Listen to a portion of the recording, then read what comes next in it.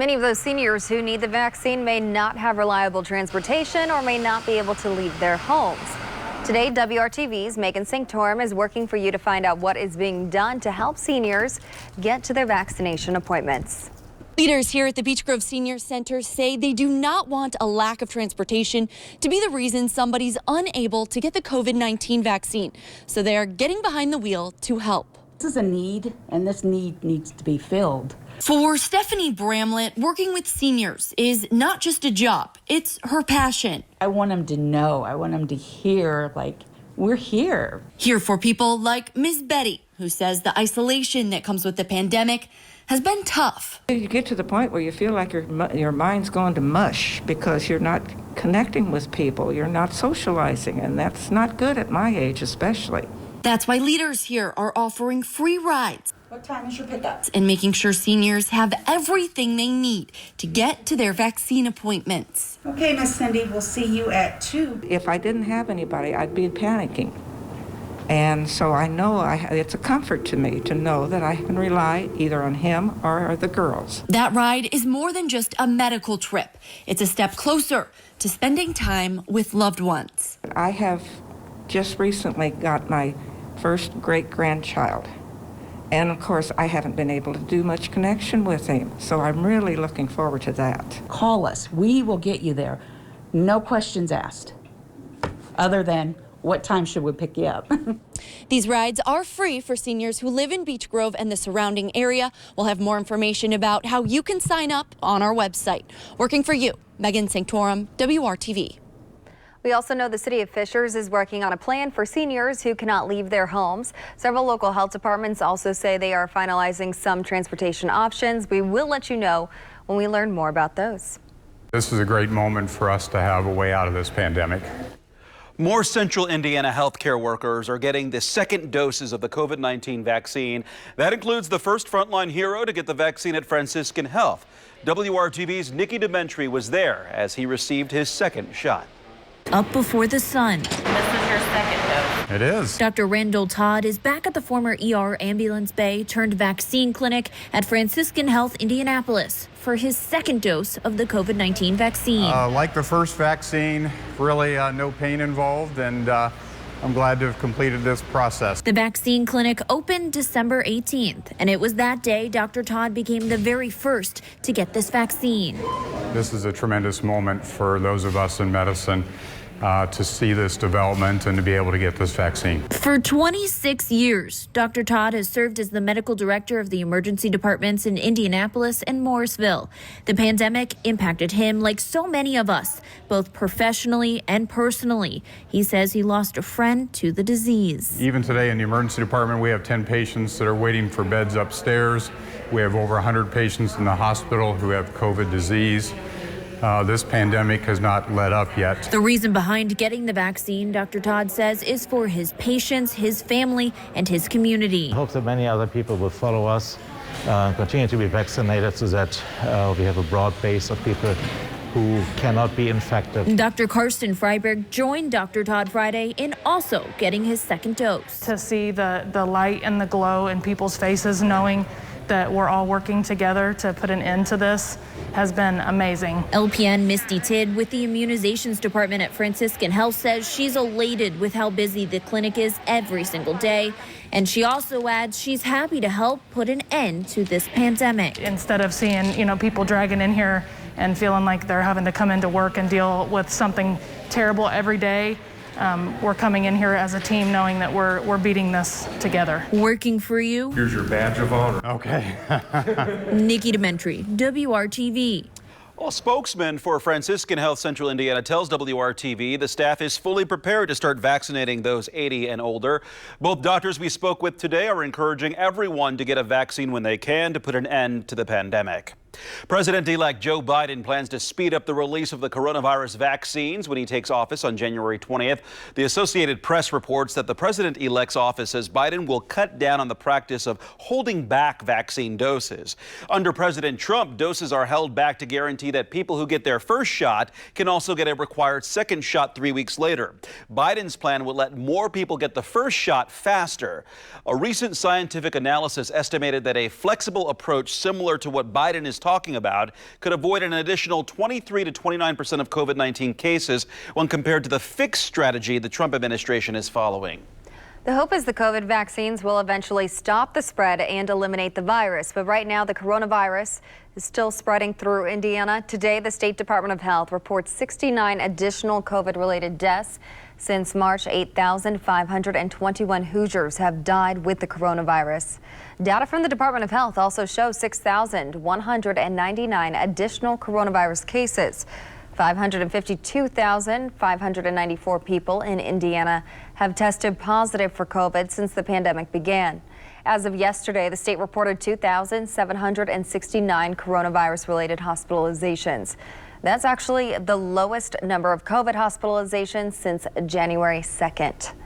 The Indiana Pacers will begin allowing a limited number of fans into Bankers Life Fieldhouse this month.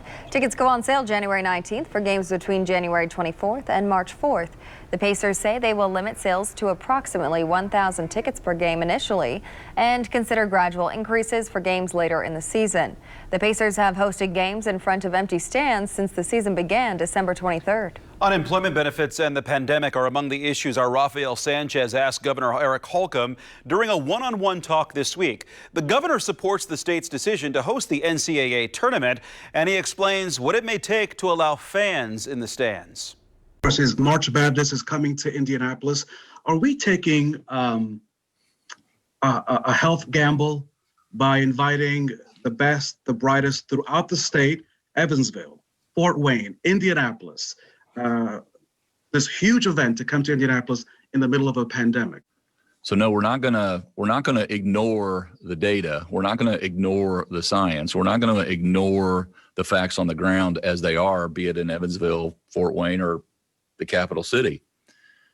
I think what you'll see is, as was mentioned, the NCAA has had the benefit of monitoring and watching other leagues pull off large events. Some have had no fans, some have had parents, some have had fans. There's no gambling, there's no sacrificing that standard of safety first.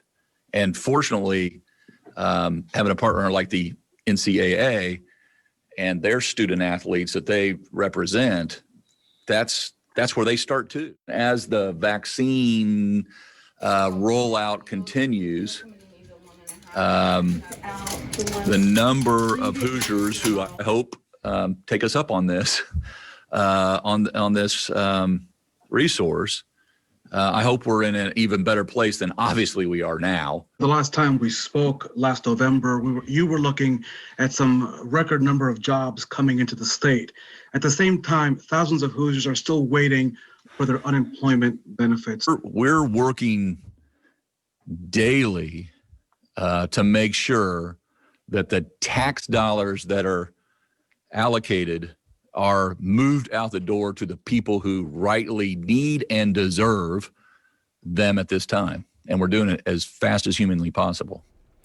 Well, since March, the state has paid out more than $6 billion in unemployment benefits involving 770,000 individual claims. We will continue to try to get answers about unemployment payments for you as the pandemic drags on. Well, you might be wondering, where's the snow? Typically, this is our snowiest month of the year, but as you know, snow has kept a low profile this summer and winter. I don't know where summer came from. I guess wishful thinking. As far as snow, none in the immediate forecast as we go through the next several days, the next week. Just to show you, we've had less than 3 inches of snow so far. We'd typically have 10 inches at this point. It's all about the clouds now, and temperatures stuck right around the freezing mark. Indy's a little cooler at 29, that north wind at 10. That's what we wake up to tomorrow morning. Temperatures in the low to mid-20s. That's how we start our weekend. We'll go through your hourly Saturday forecast and talk about what changes from Saturday to Sunday coming up. Tonight, President Donald Trump says he will not be attending President-elect Joe Biden's inauguration on January 20th. Biden says he's okay with that, and it's one of the few things they have agreed on. President Trump will be the first incumbent president since Andrew Johnson to skip his successor's inauguration. And high-ranking Democrats, including House Speaker Nancy Pelosi and Senate Minority Leader Chuck Schumer, are calling for President Trump to be impeached and removed from office following the riots at the U.S. Capitol. Today, President-elect Biden said President Trump is not fit for the job, but refused to endorse the idea of impeachment. Pelosi said in a letter to members of her chamber that lawmakers could introduce an impeachment resolution as soon as Monday. She says he incited the rioters who breached the U.S. Capitol. 5 people died in those riots, including a Capitol police officer. The city of Bloomington is banning people from staying overnight in a downtown park. And while the city claims this is safer, the homeless advocates say it's forcing people into worse situations, especially after someone froze to death on Christmas Eve.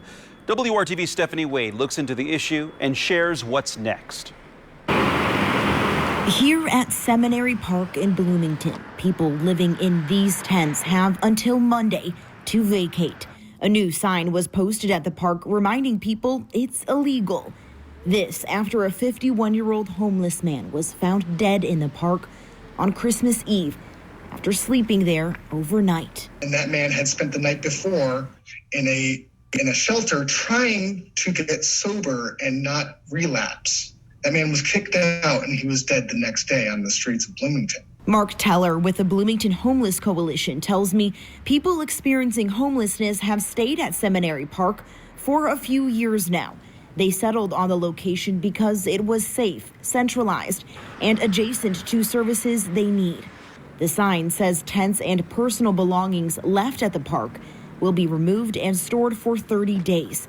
And lists phone numbers and addresses of local social service agencies that provide free lodging. The city says this is not a new rule. It's been on the books for years, but has not been enforced for the last few weeks in order to give folks staying in the park time to identify safer options listed on the signs. They've said that, but they've never enforced it until now, at least not in Seminary Park, in the middle of COVID and in the middle of winter.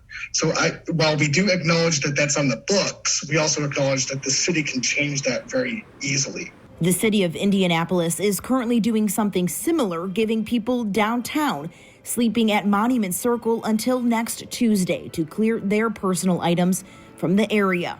The Bloomington Homeless Coalition says they've been working around the clock to bring people relief supplies, and they even started a petition to ask the mayor to stop evicting people from the park and instead provide the encampment with a permit for the duration of the pandemic. All they're trying to do is push them into literally the woods so that people can't see them.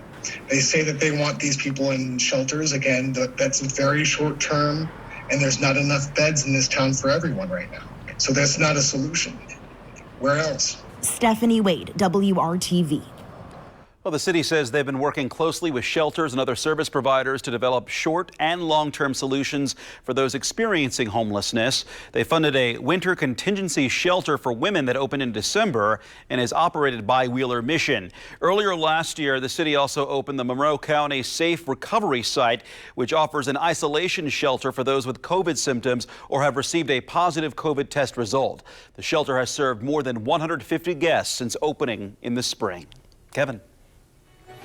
Lots of clouds with temperatures in the 20s to start your Saturday. We'll talk about the changes ahead and when we'll climb into the 40s. Tomorrow's a big day for the Colts. Their first playoff test in Buffalo. Coming up on the news at 6, former Colts quarterback Matt Hasselbeck joins Brad to talk about the key matchups for Saturday's game.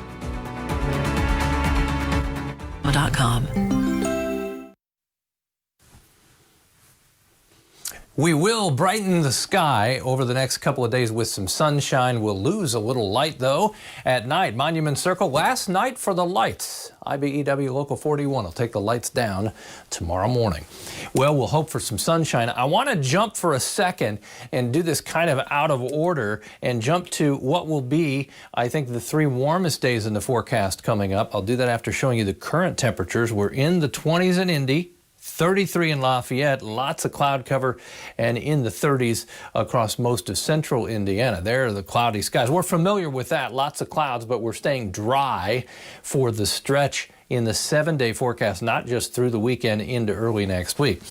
Temperatures Tuesday, Wednesday, and Thursday start to warm up across central Indiana, and I think we're headed to the 40s at times. Clouds diminish tomorrow. We'll have more clouds in the morning, then the sunshine breaks through at times in the afternoon. I think we'll have to be patient, though. I don't want to get you overconfident for all this sunshine. Sunday, temperature 36 degrees with a mixture of clouds and sunshine. Here's one of the forecast models, and you can see how kind of fleeting the sunshine is. You have to fight the cloud cover in between there. And so that's why a little mixture of clouds and sun tomorrow, and temperatures quite cool. The wind won't be overly strong, but it's out of the north, and whenever we have the clouds, it makes it feel cooler. So in the morning, wind chill temperatures will be in the teens. In the afternoon hours with that light wind, wind chill temperatures closer to the actual temperature. Partly sunny, 31 at noon on Sunday. Afternoon temperature reaches 36 degrees. As you can see, other high temperatures just a couple degrees warmer on average to end the weekend from where we started. There's another system Monday.